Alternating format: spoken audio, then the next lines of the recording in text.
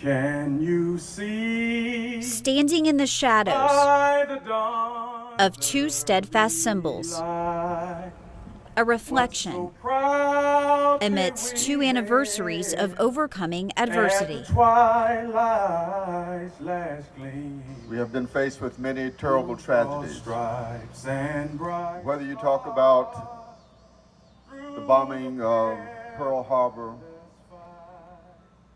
or the bombing of 16th Street Baptist Church or the bombing of the World Trade Center. I was in the 7th grade, and that morning they held the first block because they said that there was a terrorist attack on the Twin Towers in New York City. The first thing I thought was it had to be an accident. But then when the second plane came through, I said, we're under attack. And I started screaming to him, and he ran out, and we were like literally petrified at what was going on. The nation petrified. But it was the men and women in uniform who, instead of running away from danger, ran to danger.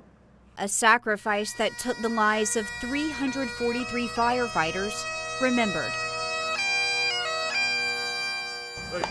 You faced a fiery furnace without stopping to think twice. You pledged to remember you, honor, courage, and sacrifice.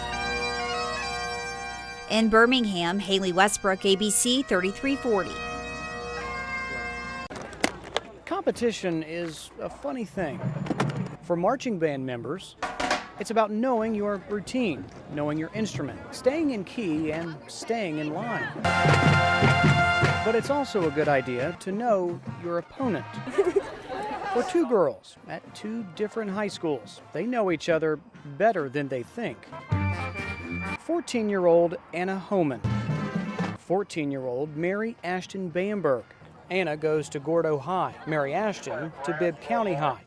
Anna plays the clarinet, Mary Ashton a majorette. Two separate girls, two unrelated separate lives with a very unique story. I think it's cool because we have a connection.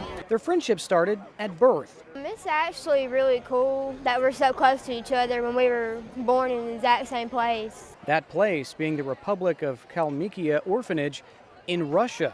At 6 months old, they were adopted. Mary Ashton first to parents in Bibb County.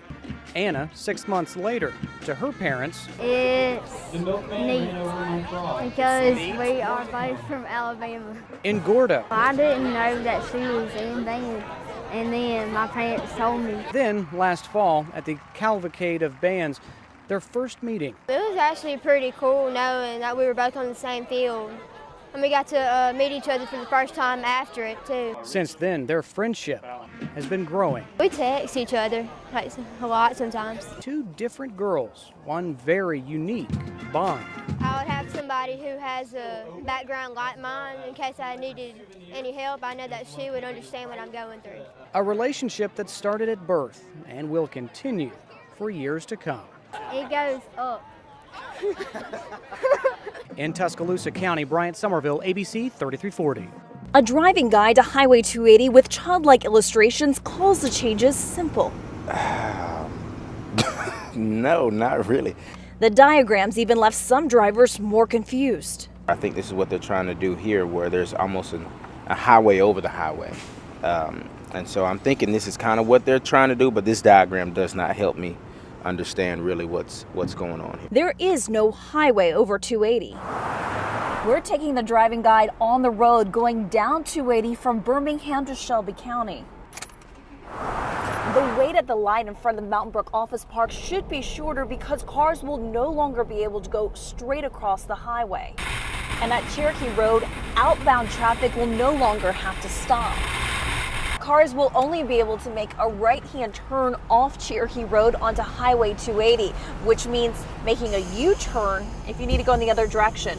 Up here at Rocky Ridge Road, there'll be additional turn lanes added so that people can get on and off Rocky Ridge easier. And again, at the Whole Foods intersection, outbound traffic won't have to stop.